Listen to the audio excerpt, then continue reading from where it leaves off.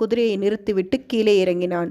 குதிரையை அங்கேயே நிற்கும்படி தட்டி கொடுத்து சமிக்கையால் சொல்லிவிட்டு கூட்டத்தை பிளந்து கொண்டு உள்ளே சென்றான்.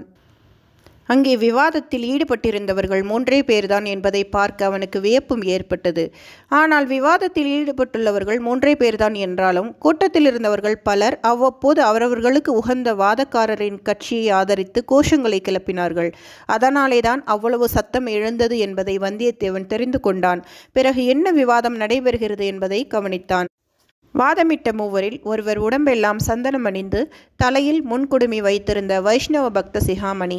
கையில் அவர் ஒரு குறுந்தடியும் வைத்திருந்தார். கட்டையாயும் குட்டையாயும் வைரம் பாய்ந்த திருமேனியுடன் விளங்கினார்.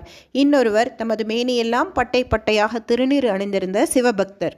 3வது மனிதர் காவி வஸ்திரம் தரித்து தலையையும் முண்டனம் செய்து கொண்டிருந்தார். அவர் வைஷ்ணவரும் அல்ல, சைவரும் அல்ல, இரண்டையும் கடந்தவரான அத்வைத வேதாந்தி என்று தெரியவந்தார்.